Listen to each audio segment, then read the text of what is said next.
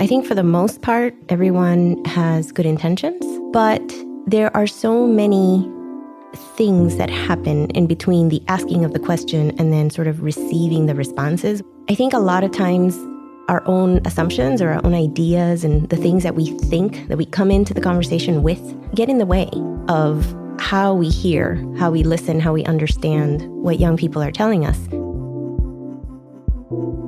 Hey friends, what's up?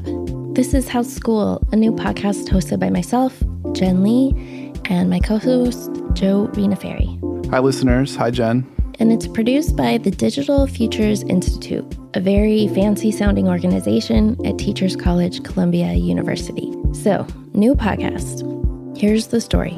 As adults, we almost compulsively ask the question, how's school, when we talk to kids, because we really don't know how to engage with them about what's actually happening in their lives.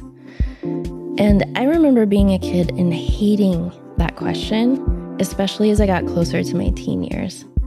And just thinking, what was I going to say? Like, I like math? Like, that wouldn't be an interesting conversation for either of us. Yeah, I think how school can be such a frustrating question because school is often a place students don't feel like they get to be themselves. So the question identifies them with this place that doesn't make them feel seen at all. I mean, when I was the one being asked, I wouldn't have felt seen. And as a white male with good grades, I'd have been among the people most visible to school.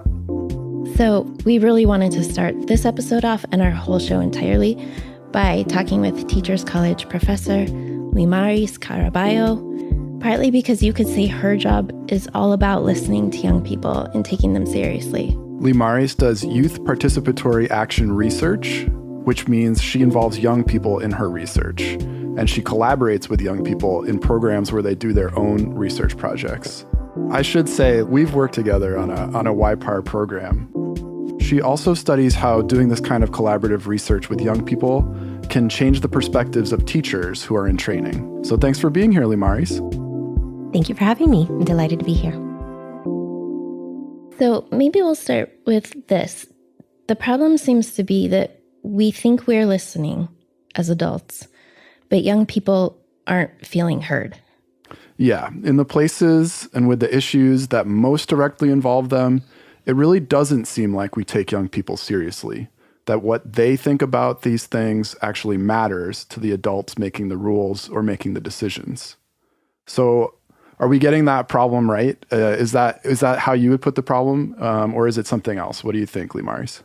I think that is the part of the issue. I think for the most part, everyone has good intentions. And I think when adults, teachers, administrators think about asking students questions about what they want or what they need, I think that they intend to listen.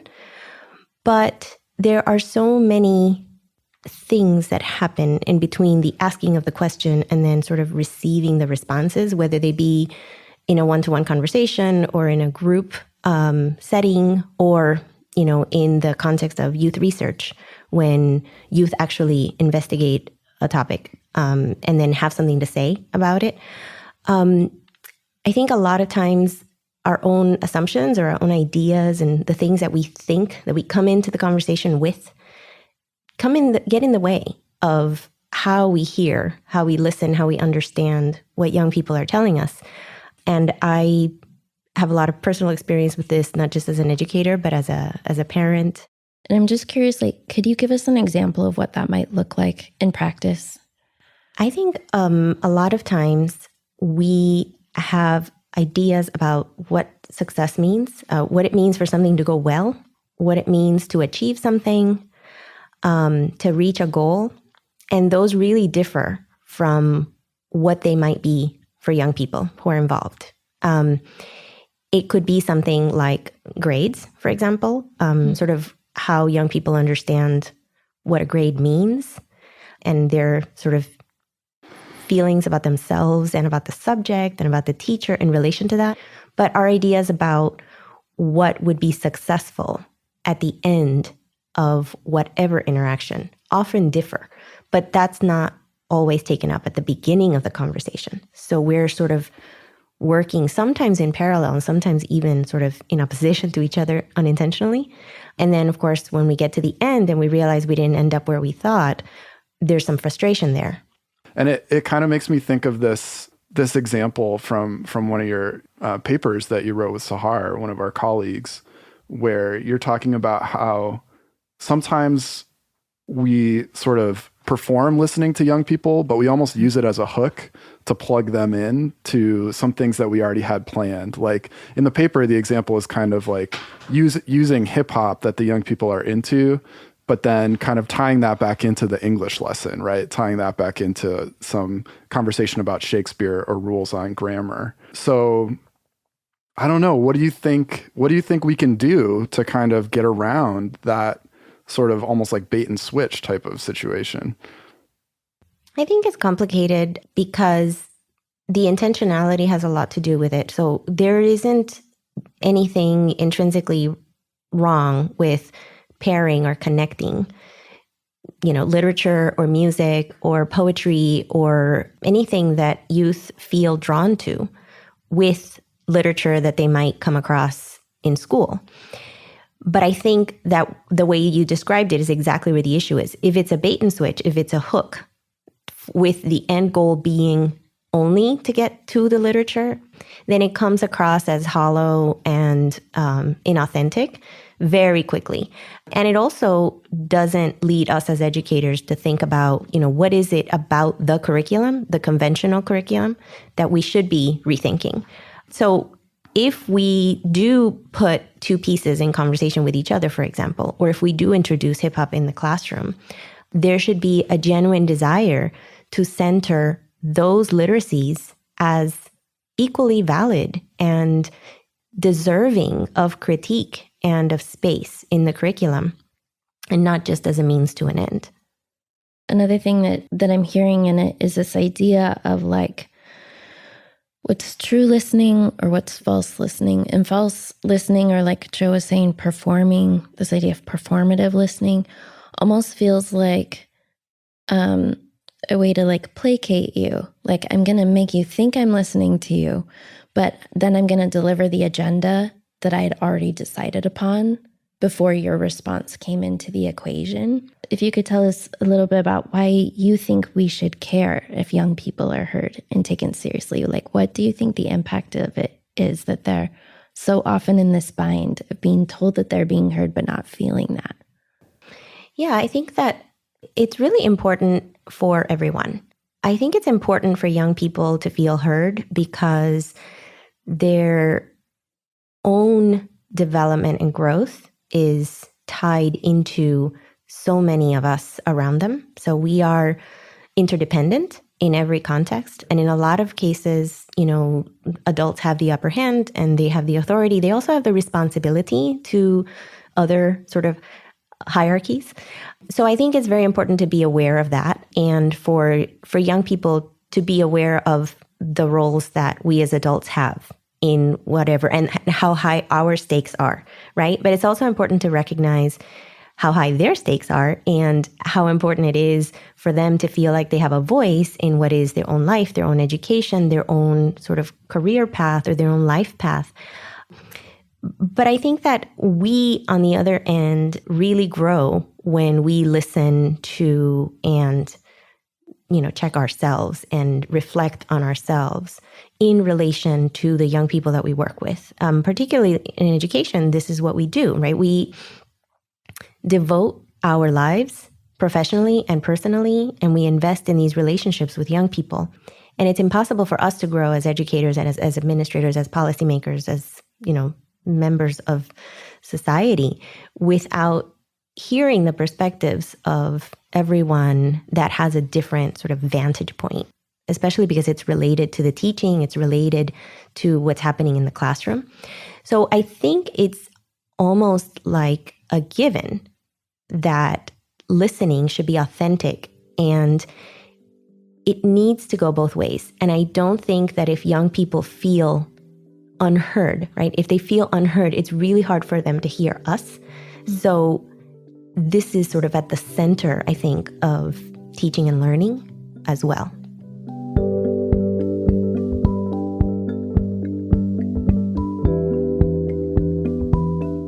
Like one thing I think about is like what the experience of it is like for me to face this issue, because I notice I feel really sad that young people have this experience of feeling unheard or unseen. And then for myself, as a parent and a friend and a neighbor, I can also feel really disappointed in the way I feel like I find myself falling short and thinking that I'm listening. And then I'm just really aware of the gap between the way we're encouraging young people to speak up for themselves and then their actual experience of so often feeling misunderstood or ignored when they try and do just that. I appreciate you sharing that, Jen. I think it's a really hard experience interpersonally, and it can also be really frustrating, I think, institutionally, because maybe even if we get to that interpersonal space where we know what we could do to make that connection, I feel like I've also been frustrated because I've been in situations like in schools, for example. And it doesn't always have to be just schools. It could be other programs. It could be other types of institutions too, where it feels like there's not an option for actually making that authentic connection. You're kind of constrained by the rules of the institution that you're in. So I wonder, I guess, Limarys, I wonder if you've had either of these experiences and how you've felt. Have you had your own challenges with connecting with young people and making sure they feel heard and that you're authentically listening to them? And how have you felt in those situations? Absolutely. I have experienced this in every way, as a researcher, as a teacher, as a parent. And one thing that I have learned from this is that the trust really does have to go both ways. And there is an engagement and an investment in developing trust that is a really important sort of preface to any kind of authentic work with young people in any capacity. Jamila Liscott and I decided that we wanted to explore youth participatory action research, and we had a connection with a school where I had been working for some time, and I thought, this is wonderful, let's sort of engage young people at this school and see what they think about this project. And so we did. We showed up, we went to a classroom, we invited youth, and we got radio silence. Nobody had anything to say. They had no idea what to make of our questions, our presence. And so we went home from that experience and learned so much and reflected so much on how that had gone and why it hadn't sort of worked out the way that we imagined. Oh yeah, I just think it's kind of funny to imagine, like in retrospect, right? You're showing up and you're like, "Hi, it's nice to meet you. Now, tell me your most vulnerable thoughts about what's going on in school with you." You know, it's like obviously there's the context is important, right? So important. And of course, it made sense after we thought about it for 5 minutes after these experiences. We're like, well, they had no idea really how to trust us, how to make sense of who we were. They really, had no real expectation of what our engagement was going to be beyond what we said during that initial visit. I think it's naive to say that, as adults, we can just step back and say, let's hear from the young people what they want, what they need, and be done with it, right? And just go with it. I think that's unrealistic. And the stakes are not the same for everyone. So in classrooms, if we position youth voice in that way, then I don't think we were ever going to get teachers, for example, to be able to really engage, because teachers still are responsible for assessment at the end of the semester. They have to respond to a principal, etc. So there's lots that goes into this relationship.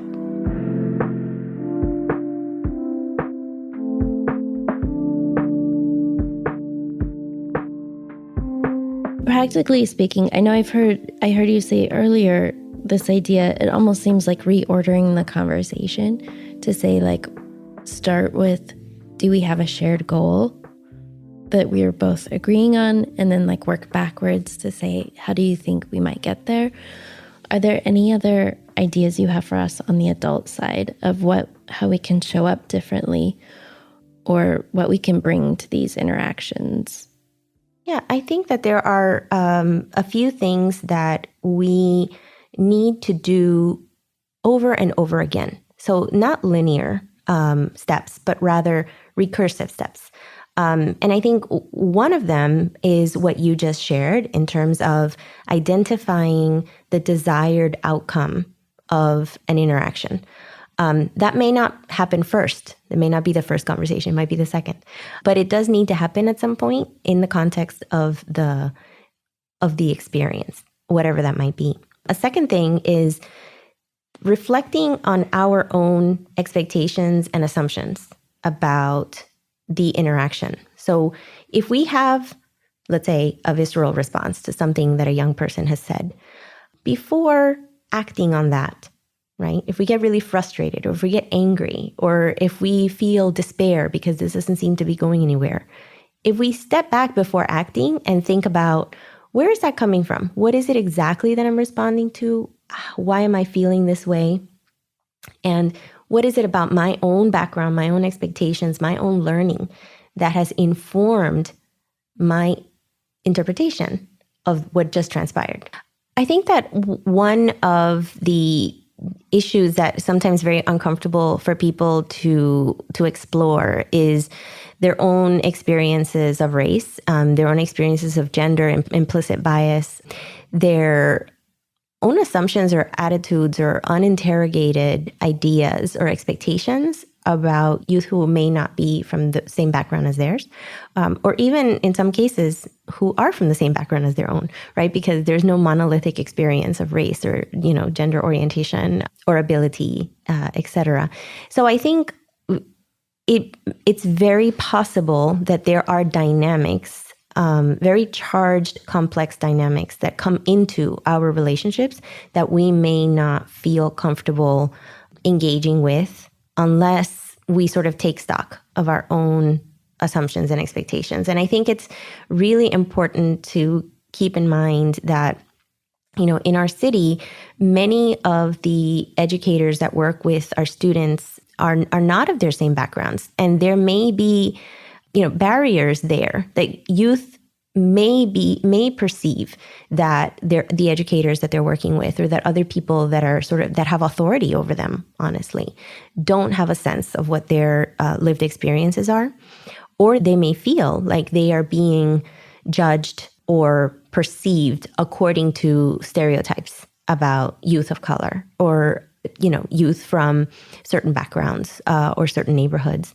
And I think that that's another important element that factors into our own self-examination, because I think engaging with who we are as imperfect beings, right, is a really important factor. In what way would my statement about a student's performance, for example, be interpreted by them as sort of a manifestation of a stereotype or of a low expectation because of their background or their previous experience in another school?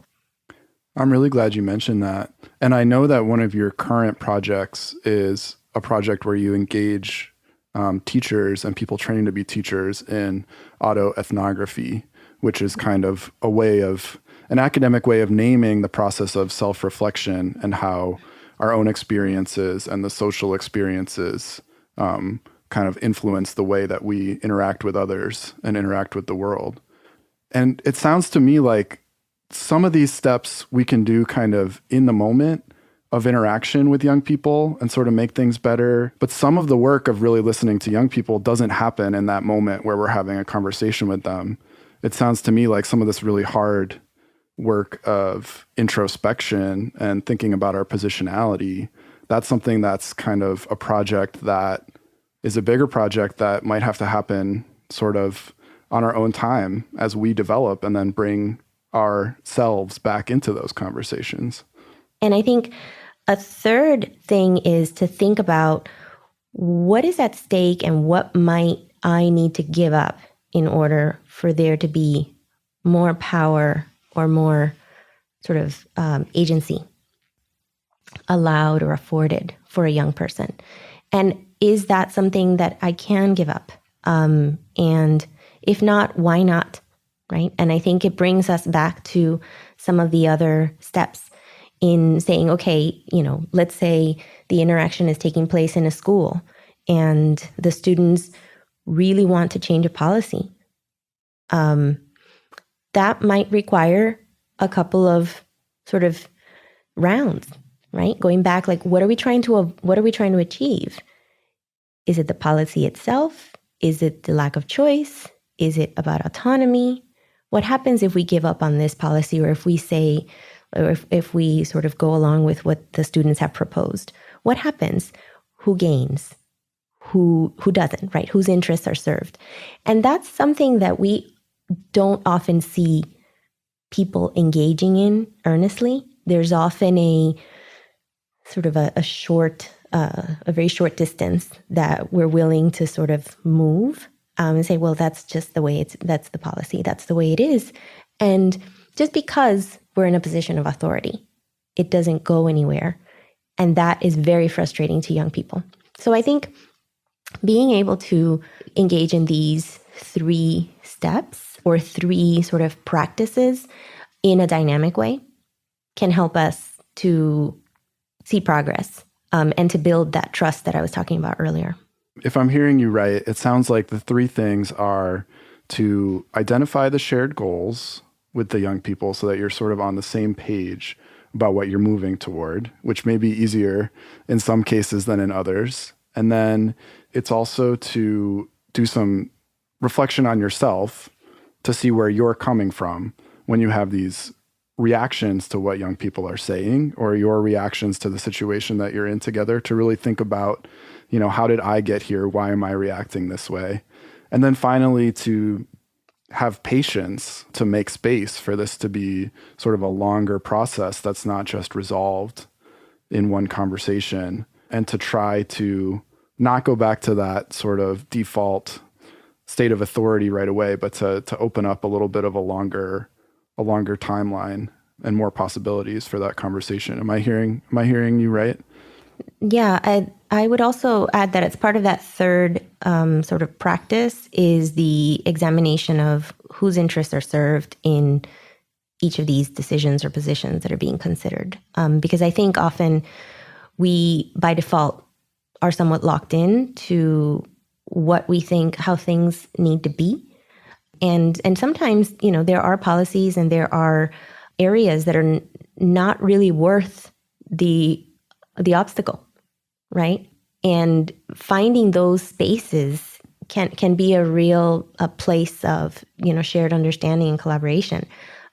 And it might just be a very worthwhile investment, right? To give up on something that isn't really that important to us in order to convey this openness to young people who are having a hard time feeling heard. There's, increasingly, there are more and more things that we face, right? Obstacles, issues, concerns, stressors. It's really important for young people to feel like they have the agency to make a difference, and that they would have the support of those who care for them and about them to take on all of the obstacles and challenges that are ahead of them. It just sounds like one thing that's possible on the other side, or as we bring this kind of different lens to it, is just more richness to the interactions and like more connection. And I think we all kind of want connection. I think that's what we tend to say we want. I think one thing that happens in practice that is, as an adult, I feel like my attempts to connect sometimes land or interpreted as like attempts to control. But bringing this awareness, like you were saying, about all the different layers, the complexity, the positionality, seemed like a way to really break that down, and make more connection possible. Is that the kind of thing that you're hoping for in your work that you do with young people and in their experience more widely, like we're talking about? Or what else are you dreaming of for them and for us? Well, I think that what you named is a very important element. I think that having upfront sort of acknowledgement of the power differential between those of us engaged in any collaboration or relationship is very important. Just because we want to listen with young people, right, and talk together, doesn't mean that power differentials disappear or dissolve. A vision that I have is that with enough intergenerational collaborative work, I think educators can see youth and youth can see educators as individuals and as everyone having something to offer. I think often the youth researchers that we work with report to us that they experience excitement when they share their research, and in some ways are treated as if they were exceptional. That, this is an amazing thing that you all did. It's fantastic, and it's like a showcase, and it's a one-time thing, right? And these are exceptional students who are interested in youth research, and therefore, they're not like everybody else in the school. And I think sort of, disrupting that particular veneer or that illusion is really important. So having a context in which every educator expects for students to have that much to say about what matters to them is a vision of mine. And I think it's achievable. I think that with enough dialogue and preparation and introspection, I think teachers can and administrators can come to recognize that each of their students, no matter sort of how they might present, is really, capable of exercising their own agency. And each of them could and would conduct their own research project and, make claims based on what they have found. So I think that is an achievable ideal that we can work toward. And I'm hopeful that it's within our reach. You're making me feel hopeful too. Yeah, I just want to say thanks so much for joining us for this conversation. We really appreciate you taking your time to talk with us. Thanks for listening. You can find articles by Limarys and colleagues that inspired our conversation in the show notes. Follow House School wherever you podcast, and leave us a rating and review to support the show. On next week's episode, we have our hope rekindled by Oren Pismoni-Levy, the director of the Center for Sustainable Futures, who talks to us about the climate crisis. If we want to create citizens that go and protest and fight for this, we have to have a balance of emotions. They can't come only upset and knowledgeable. They have to have also hope and a sense of optimism. House School is created, hosted, and produced by myself, Joe Rena Ferry, and Jen Lee, with audio production and original music by Billy Collins. House School is a production of the Digital Futures Institute at Teachers College, Columbia University. You can follow the Digital Futures Institute on Instagram or Twitter @TC Digital Future. More soon.